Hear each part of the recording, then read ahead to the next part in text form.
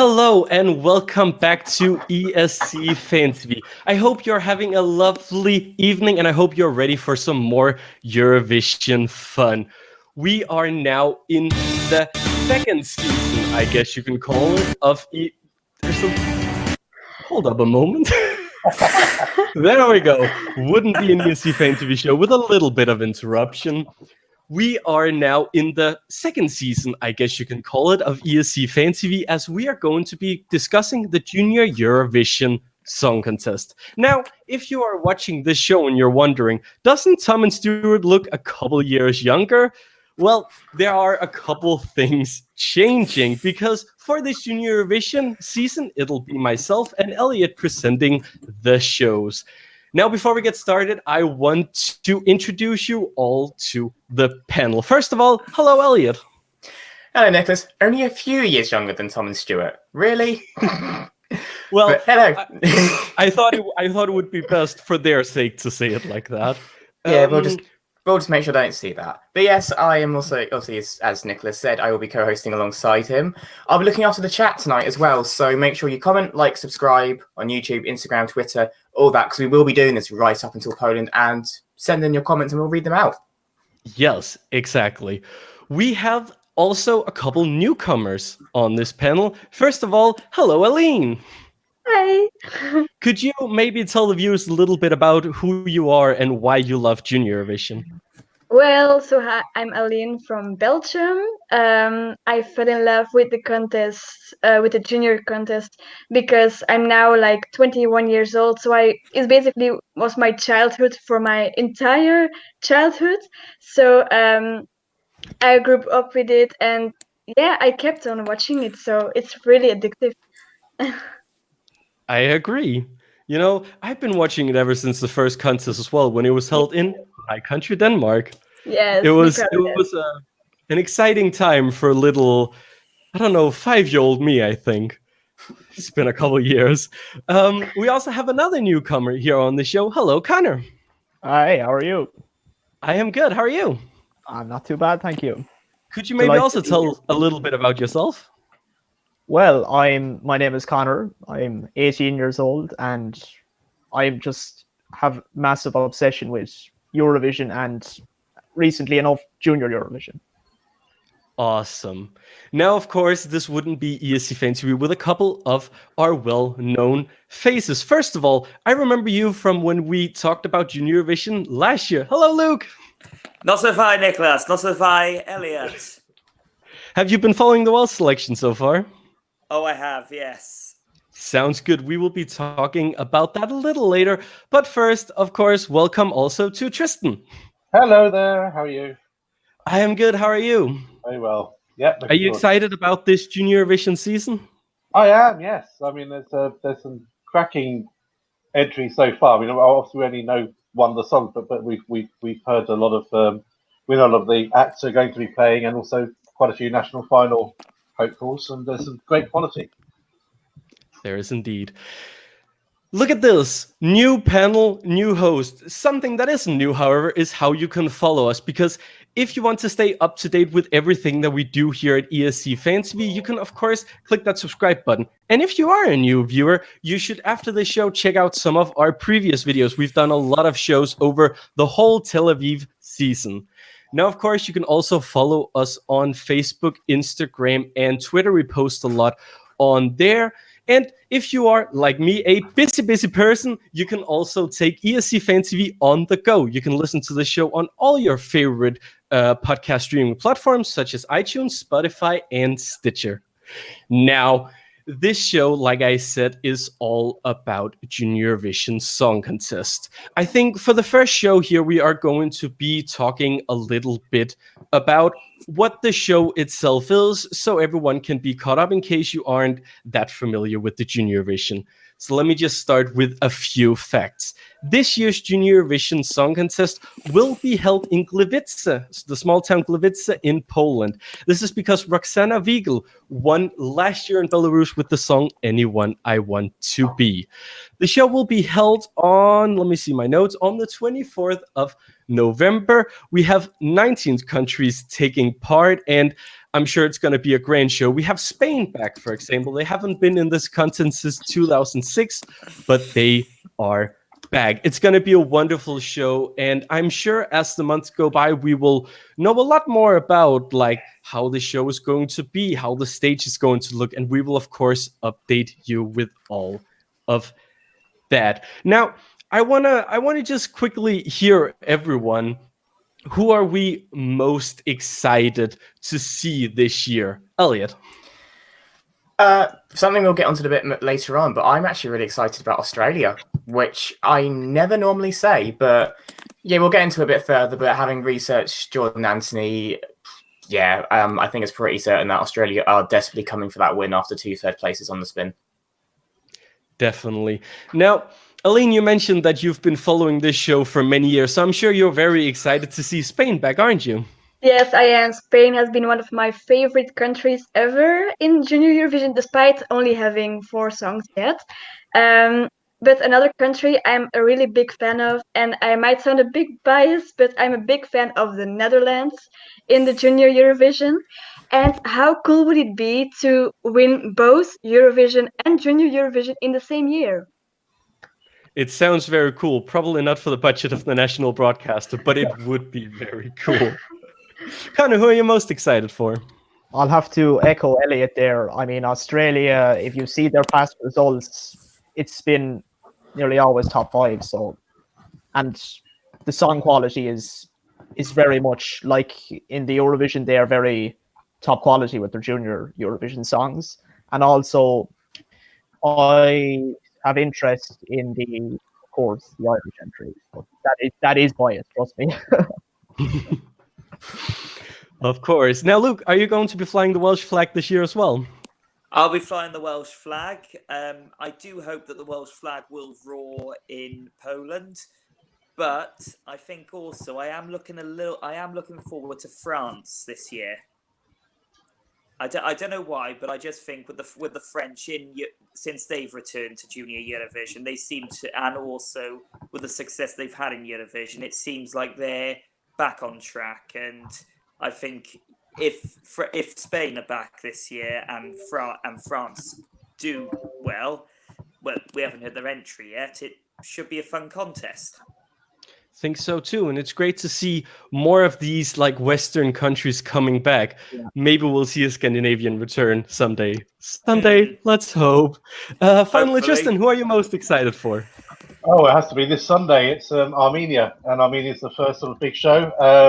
I've heard all the songs, and there are some fantastic ones. There's one I think will win, which isn't my favourite, but there are three outstanding songs, and it's going to be a proper show. It looks like it's going to be like what Kazakhstan brought us last year.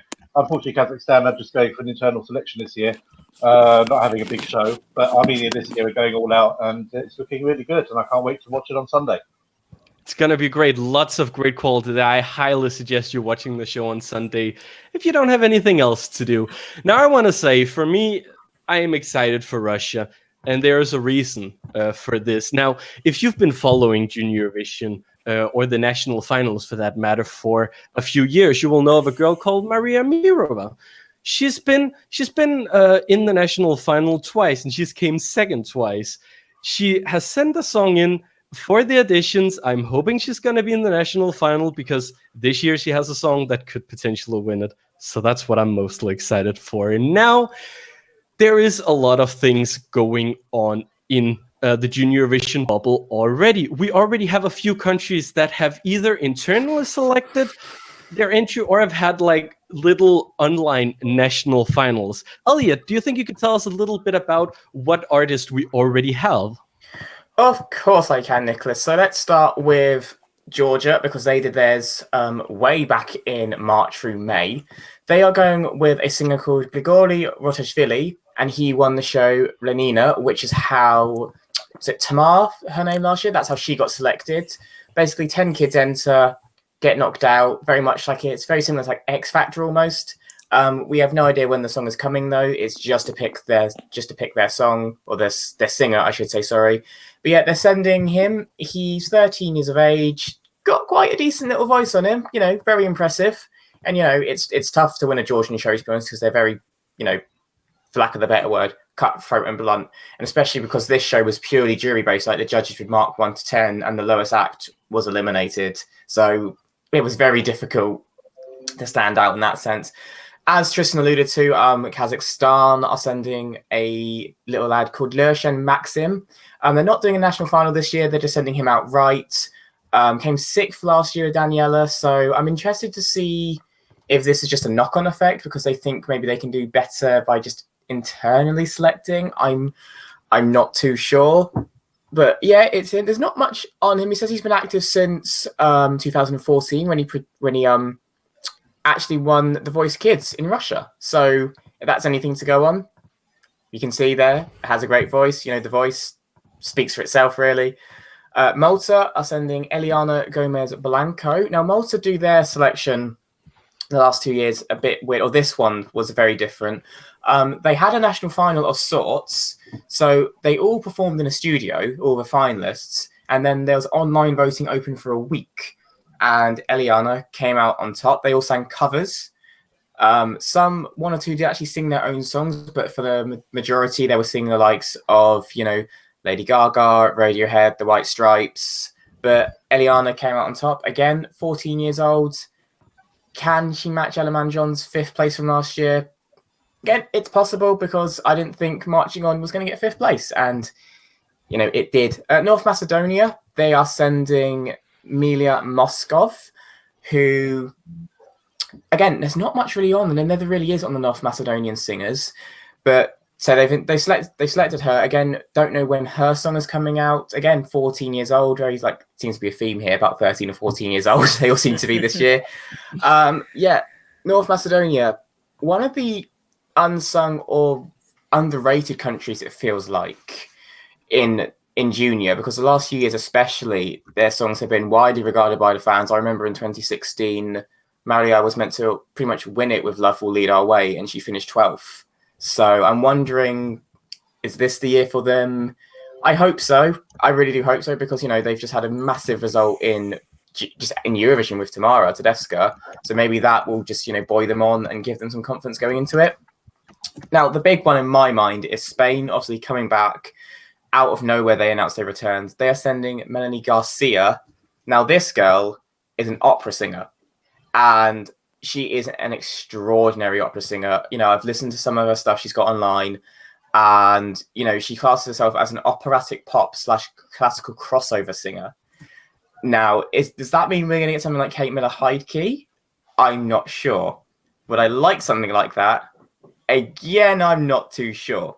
I think regardless, this is a 12-year-old girl who has the, voice and vocal energy that can outdo people 3 times her age.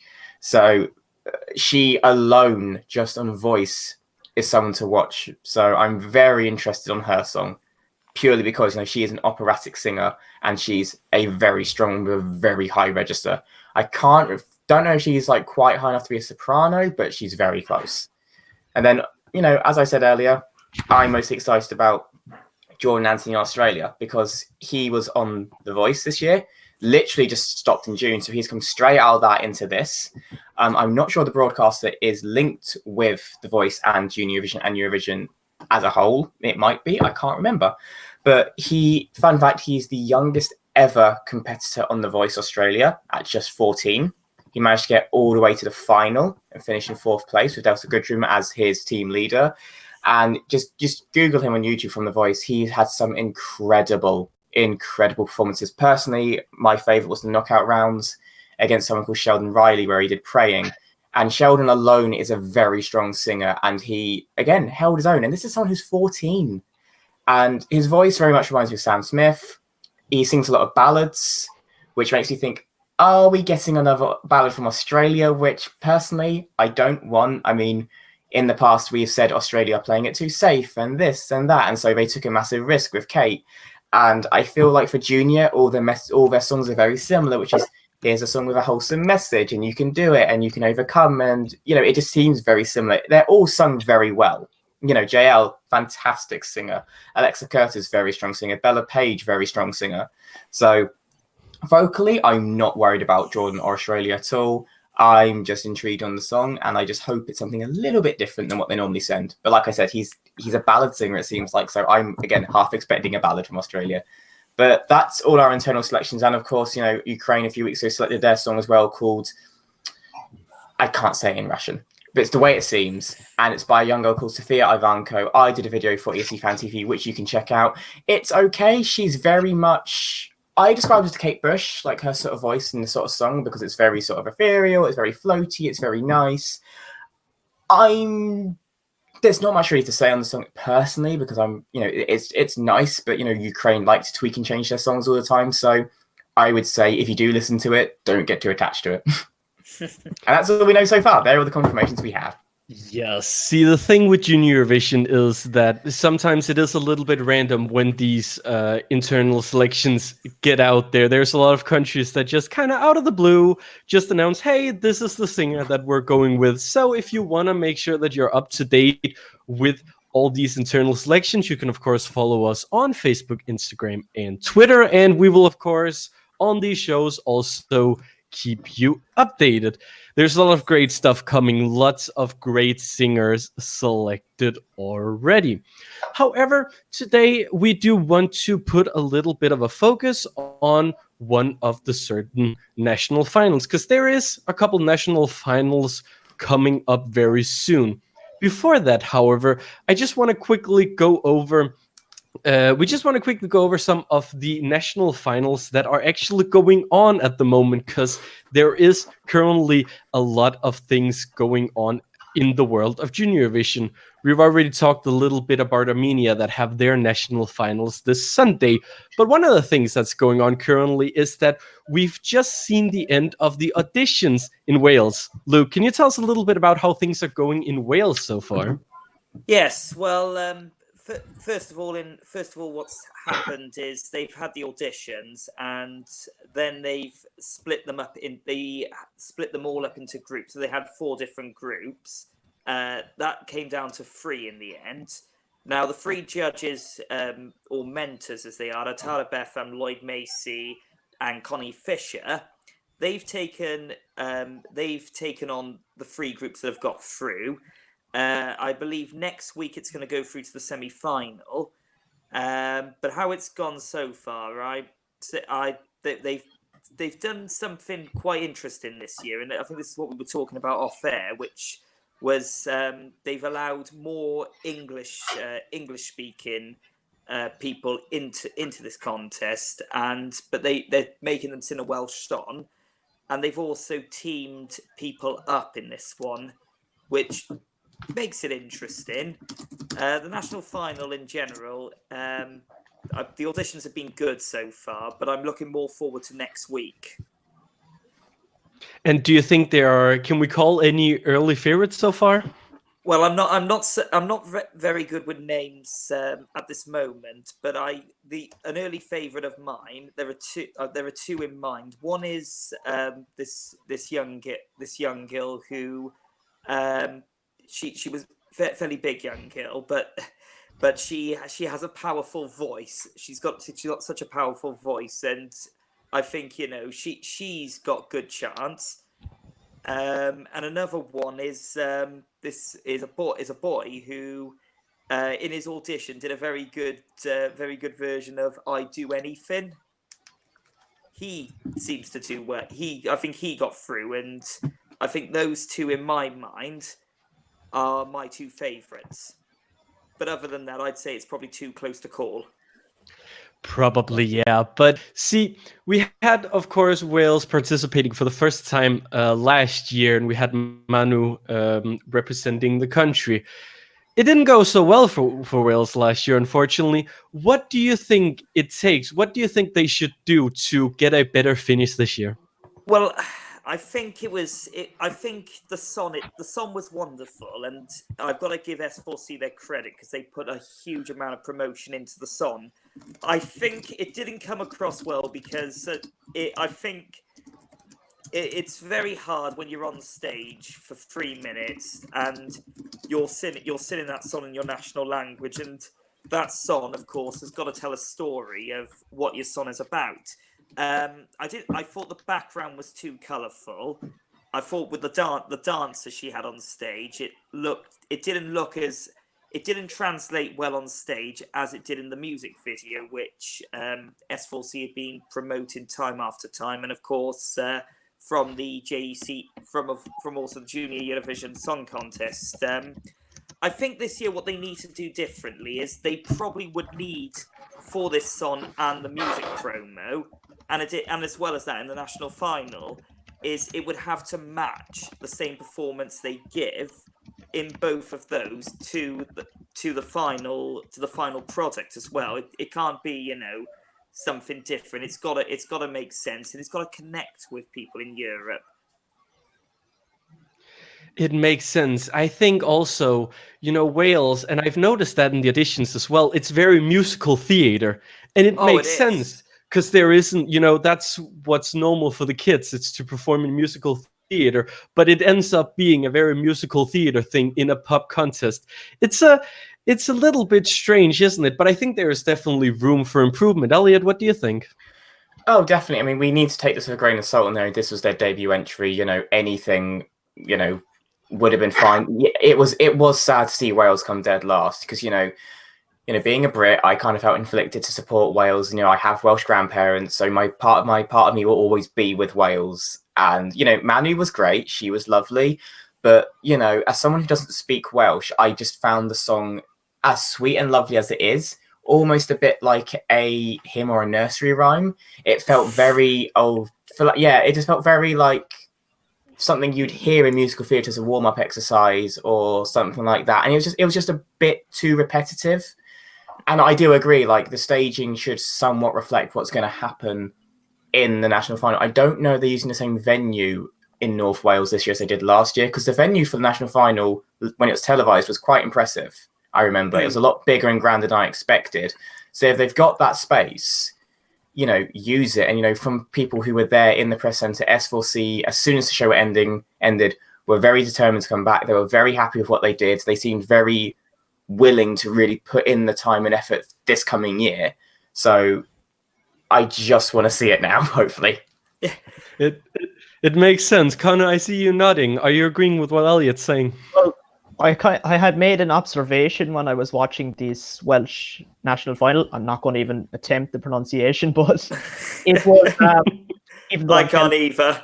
Celtic, and I can't even do it. So basically, I'm very impressed with the song choices of the kids because they're not the common songs, that we hear on the radio now. So this, I think, is a good sign for the quality of the entry. Maybe that it will have a distinct, unique feel.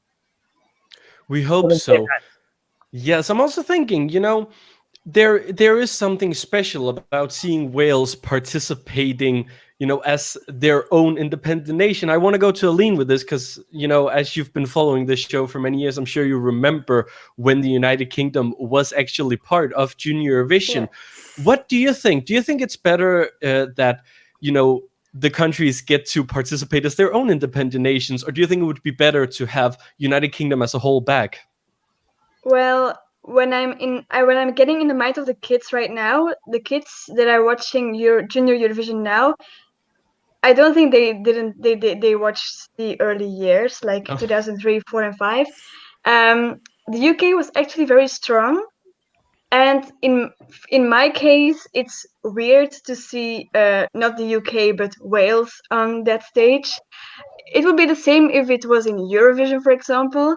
I think it would be weird to suddenly see, that's the UK, but it's not the UK anymore.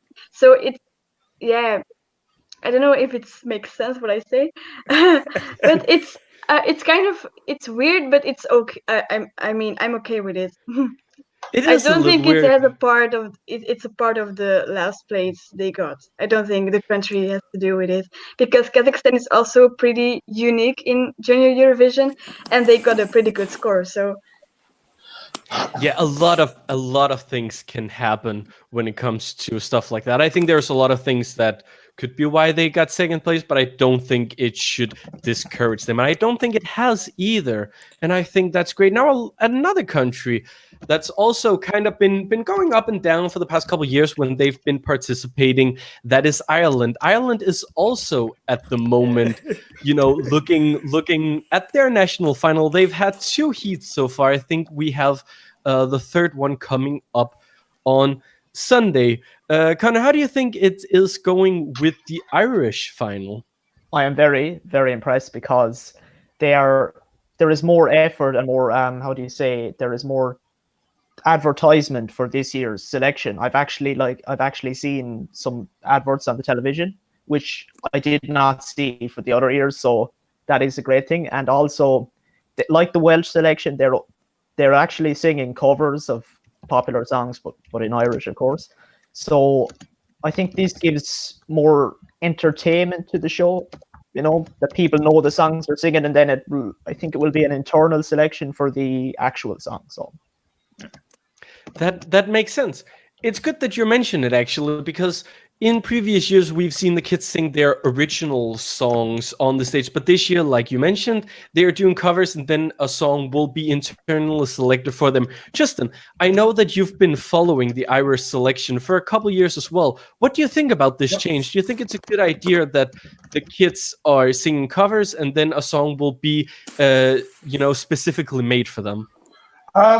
No, I think it's much more fun when they have their own involvement in the song.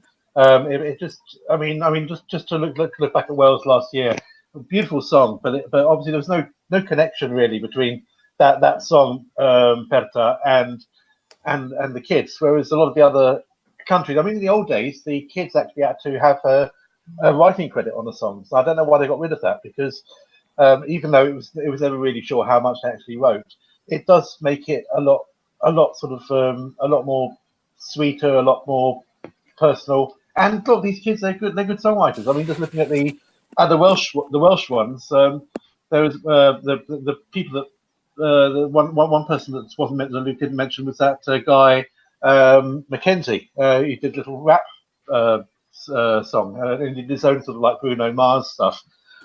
Fantastic. That's the sort of stuff which really Junior Eurovision should be sending, stuff that the kids are really getting involved in writing. In the Ireland one, I loved the song last year that Ireland bought, that IOU song. It had a real sort of like young feel to it. I think it's sad that they're going to have a song written for them. But there's some real quality this year, and in the Irish, I think that we've got a possible winner, which is she didn't actually win the first semi-final, but she won the sing-off in the playoff, and that's Anna Kearney, who did a version of Clean Bandit song. She was smiling throughout. She was the first one up as well, which is quite nice, because so in both the first and the second Irish semi-final, the first one up got to go through to the next round, which doesn't often happen in these shows. Normally, it's sort of like the last two tend to win. But it was quite nice to see the very first one getting through. It gives a bit of hope to the people who are up first. Anna Kearney was fantastic. I thought she was actually better than Arabella, who won with her version of Hosia's song. And in the second semi-final, I don't think that was as good. But there were still some good ones there. But I really think Anna Kearney is the one to look out for, and hopefully she'll be given the song that's suitable for her and is sort of young as well, because there needs to be a connection there with the young audience, and it needs to be a young song, so that you feel that they've actually written it, even though they haven't. Yeah, that makes a lot of sense, and I'll have to agree with you there. I think Anna is an early favorite in that selection, but we still have 2 more rounds. You can, of course, follow that as well if you want. They have their final on the 6th of October, and do we know when Wales have their final show? Yes, that's going to be on the 24th of September, which is a Tuesday. And I believe it's held, but as Elliot said, it's up in North Wales. I think it's in Llandudno. Interesting. So there's a lot of things to look forward to here at the end of September. Aline, I just quickly want to go to you. What do you think about Ireland in Junior Eurovision? Well, not only about Ireland, but about every West European country that is back joining the contest. Because back in 2012, it was the last entry of Belgium, and when they moved out of the contest, it pretty much only was about Eastern European countries. We had only the Netherlands and Sweden for a couple of years. So I really felt disconnected with the contest, with Belgium not being in it anymore. So I'm very happy that countries like Spain, France, Ireland, Wales are joining the contest. So maybe if they do very well and win one day, we can bring it finally back to the west of Europe. That's my opinion, but now I feel more connected to the contest because more countries in my area are participating. Yes, I think you have a wonderful point there, because I think it is what it takes for Junior Eurovision to grow and to become a thing that isn't only for Eastern European countries. Because I agree with you, it was like that for a long while. I miss Belgium. I think you had some of the most fantastic entries, especially the 2011 entry. That's still one of my favorites. Really? That's my least favorite. Well, we can all have different opinions. I love that one. I think it's so much fun. But I think there's an interesting point to this. There is a lot of things going on with Junior Eurovision. It is obviously a much smaller contest than what we are used to for the big Eurovision. It opens up for smaller countries to take part and actually win this contest, and it opens up for what we've just talked about, all these like Celtic languages. I want to go to Elliot quickly. What do you think it means for these countries, for Ireland, for Wales, to be able to, and even for some of the Eastern European countries, to be able to show off their cultures in something that isn't as commercialized and pop as the regular Eurovision? I mean, let's take Ireland and Wales as an example to start with. Ireland especially, less so Wales, but especially Ireland, they have a lot of national pride, especially in their language. I know a lot of Irish people my age who still speak fluent Irish. I don't understand them, but I think it's amazing that they have learnt their own language, and I think it and the Celtic language, when it's done in music, is beautiful. There are one or two slight rumours that they could be sending a Celtic girl group to Eurovision. I can't remember their name off the top of my head, but I know there's a lot of people who want that group to go. Cannot remember their name for the life of me though. But the song I heard, it was great. I used to listen to a lot of Celtic music when I was in university, just on in the background. And like I said, for these other countries, I think it is great because so many countries in Eurovision, just outsource. They bring in people from Sweden, from Denmark, from the Netherlands, from the UK, just to write and produce their music. So it doesn't feel attached to them. So when you have the likes of, Belarus, Russia, all that, like, having to sing in their own language, it means a lot to them because, then the music and the melody and the vocals are a lot more connected. And I actually agree with Tristan. I think more of these kids should have a writing credit or be involved with what they're doing, because it's like what we said in our announcement video for Rotterdam when we moved on to the UK. Our biggest fault is that we are giving these artists pre-cut songs, and they're not clicking and connecting because they're totally different to what they would naturally record and sing. And if you're not going to believe it, who down that camera is going to? I mean, so yeah, I think you have to have the kids in some way involved, because that way they get more excited, they get more animated to do it. And I think that's the whole point. It's celebrating some amazing kids and their voices. I mean, it just, yeah, I would love to see more people involved in their own music regardless, but more so in junior, because the junior contest, it just makes me happy. It honestly just makes me very happy. And not to take away Poland's victory, but it was a slight shame that you had quite a few of those kids write their own music or be involved, and then a very typical Western song did go and win it for Poland. It's still a great song. Roxana performed it fantastically, but it does just leave a feeling of, oh, is this the way we're going? It's kind of how I feel like when people revamp their songs from junior and they just shoehorn in a chorus or a few lines in English and it just doesn't work. My biggest example of that is probably Besoy from 2016. It didn't need the English translation at all. It still worked fantastic. Clesta was an amazing vocalist, and the English just kind of wrecked it. So, yeah, a lot of these countries have national pride, and I think that's why they do the junior contest, because, in junior, it's a completely level playing field, it feels like. Yeah, it makes a lot of sense. I think there's definitely some point to it, especially, here in Denmark, we still have our national song contest, by the way. We just don't participate in Junior Eurovision anymore. And the rule is still here. The kids write their own songs. And it's great, but it's very different songs than what we see at Junior Eurovision.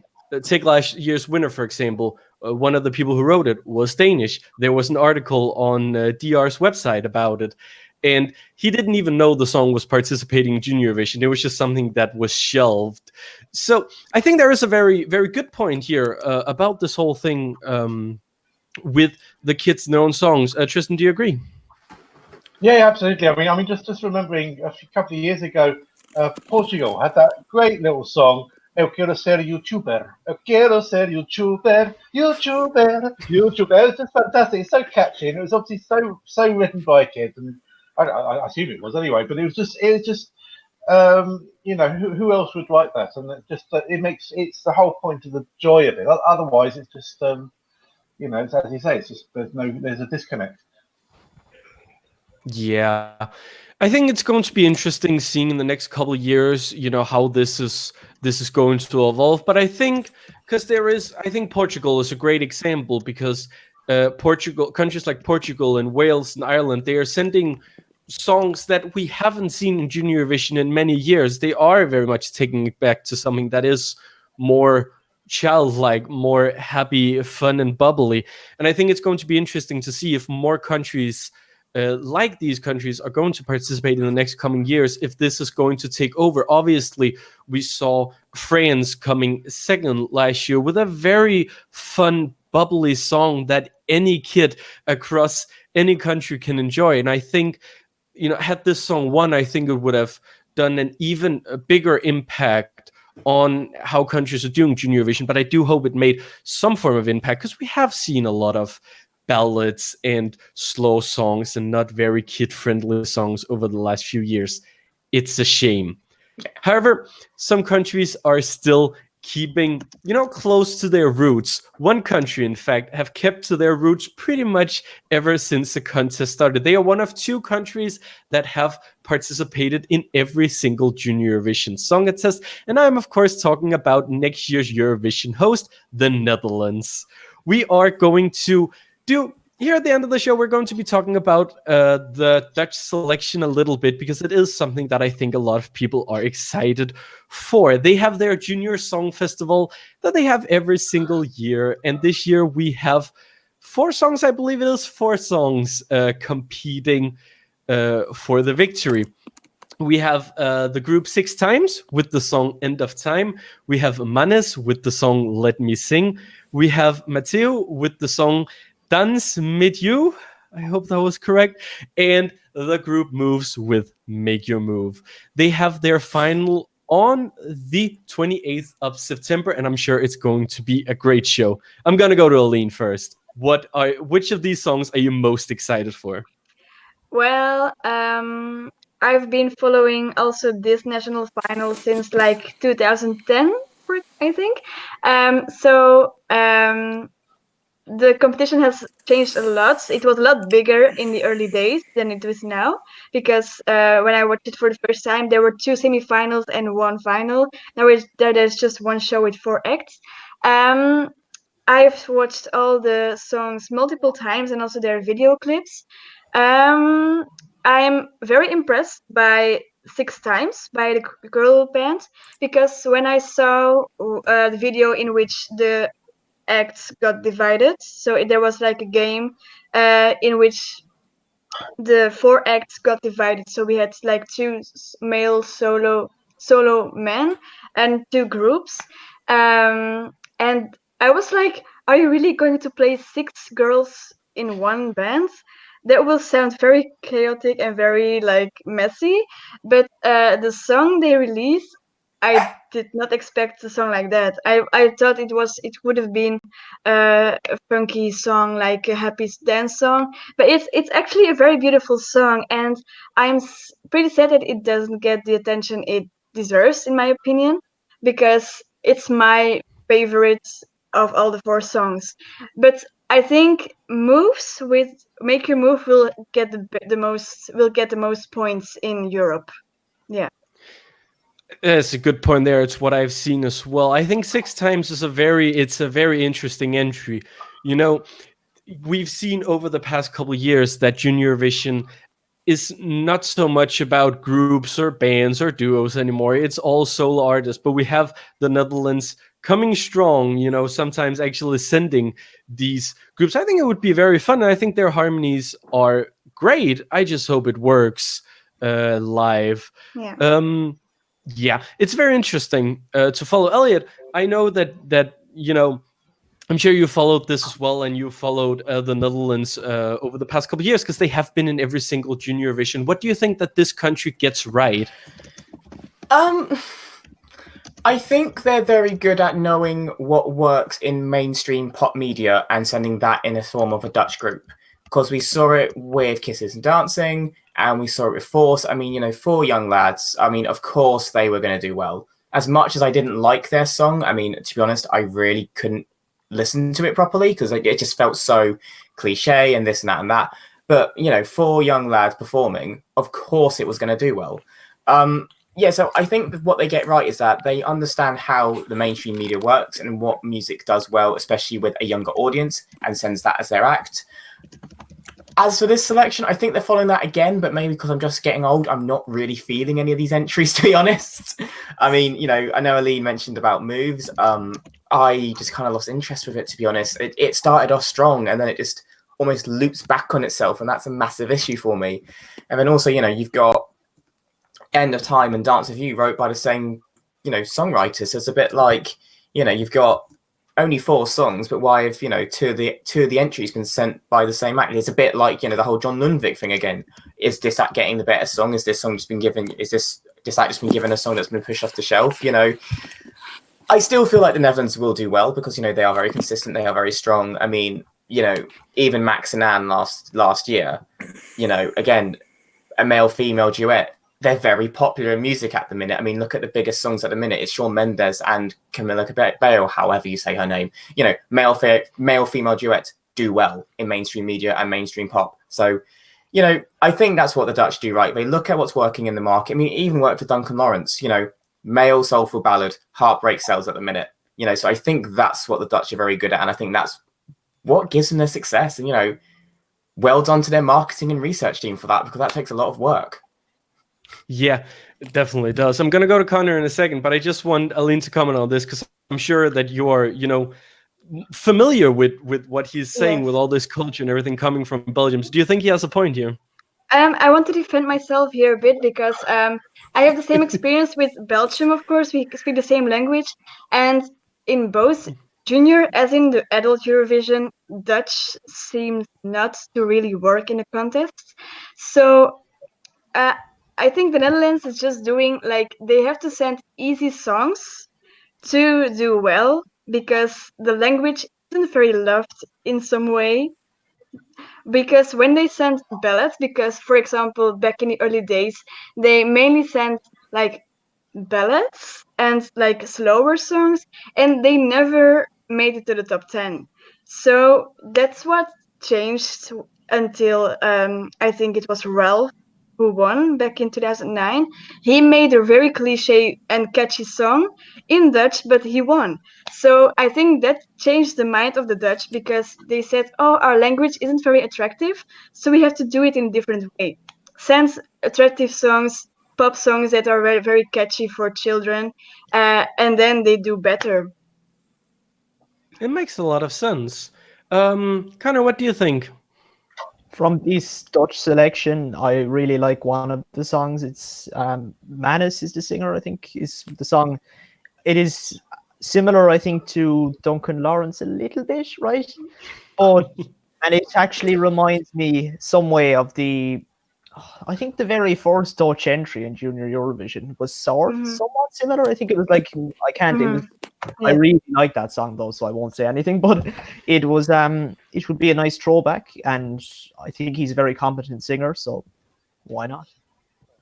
Yeah, I think, you know, the Netherlands is interesting, having been in every single Junior Eurovision. Like Aline mentioned, they won in 2009 with Click Clack, And, you know, the Netherlands also came first in the online voting the first year. That was the thing in 2017 with Force. So, you know, sometimes they have good days, and there are also times like in 2015, I believe it was, when they sent a ballot, like you mentioned, A Million Lights, one of my personal favorites, but that didn't do well with either the jury. So I think it was in the televote that it came last. So, you know, it is difficult. For a few years, they were one of the only like really Western countries being in this contest. But I love the fact that the Netherlands are still in there. I just kind of want to throw this one out there to the panel, and anyone can kind of answer this. What do you think would happen if the Netherlands somehow managed to win Junior Eurovision this year? Do you think they would host both contests? Or Aline? could they afford? I have this solution. We have one arena left. Why don't we give it the Junior Eurovision to Maastricht, for example, so they can be happy as well? Maybe. It's cost though, isn't it? Yeah, can they afford it? I would say no, because it does seem like they're throwing a lot of money into Eurovision. And, you know, and good on them. You know, they probably think, when's this going to happen again? But, you know, it still does cost a lot of money. And, you know, with the whole, with the way Junior Eurovision is done, also, it's not the winner hosts. It's you get to bid for it. It's first refusal. Like, that Poland were given first refusal. But, you know, last year, it was already decided we were going to Belarus before Paulina had even sang. So I think they would want to host it. It's just a case of, can they host it? And honestly, I think it would depend on the revenue and the amount of money that Eurovision brought back into Rotterdam and the Netherlands to see if that would actually happen, realistically. Definitely, there's a good point there. The Netherlands have hosted the contest twice, actually. They hosted in 2007, actually in Ahoy, Rotterdam, which we are going to in a couple months for the Eurovision. And they also hosted it in 2012. Both really a fantastic contest, in my opinion. I think they've done such a great job hosting Junior Eurovision that I have no doubt they're going to put on a fantastic show for us in May for the actual Eurovision. Tristan, what do you think? What do you think it takes for the Netherlands to win Junior Eurovision again? I think to keep what they're doing. They've obviously got a good. They've had some really good entries over the years. I think this year Moves is a dark horse. I think Moves is going to possibly do very, very well. It's got a really modern feel. It's sort of like a bit of the Polygenova sound to it from Bulgaria. There's a bit of the lots of electronic voices as well in the background. I don't know how they're going to do that. So they're going to use probably the rules aren't probably as strict as on Junior Eurovision as they are in the adult Eurovision. But I think to carry on what they're doing at the moment. It's going to be interesting to see at least how they're going to do. Like I mentioned, the Netherlands will be selecting their entry on the 28th of September, which means that next time that we're broadcasting, there will only be one day before we have that final.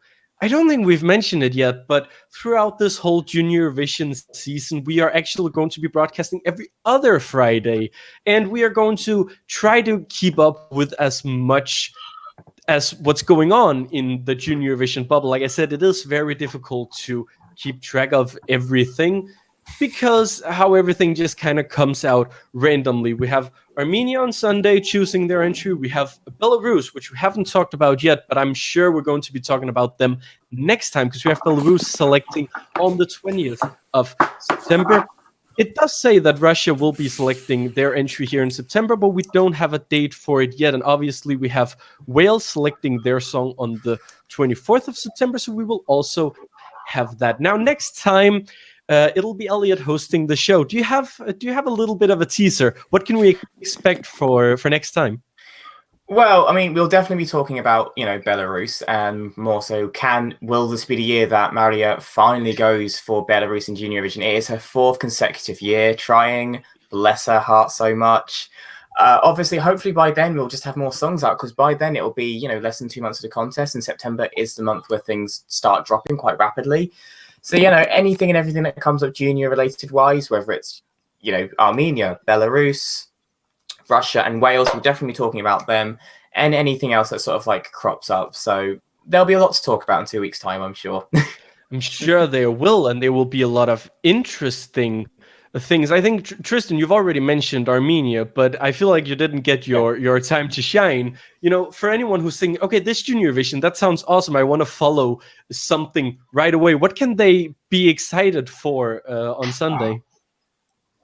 On Sunday, it's just going to be an amazing show. I mean, there is a fantastic singer called Annie Shock, and she's doing a song called Selfie Yerevan.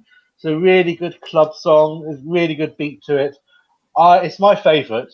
I'm going to be rooting for it. I wish I could vote for it. I might, but I don't think it will win. I think there is a clear winner. Just listening to it, and that's Karina Ignatian, Color of Your Dream, which just it's got a real ethnic sound to it. It really sounds like a winning song, and it's very well engineered. I personally prefer Annie Shock, but I think Karina will win, and if it does win, it will do quite well. But there's some other brilliant songs. There's Emily Hoss van Sinjan. It's got a lot of backing vocals to it, but it's a really good song. There's also another really good ballad with some great instrumentalization by Rosa Eloyan. It's got lots of strings and piano in it.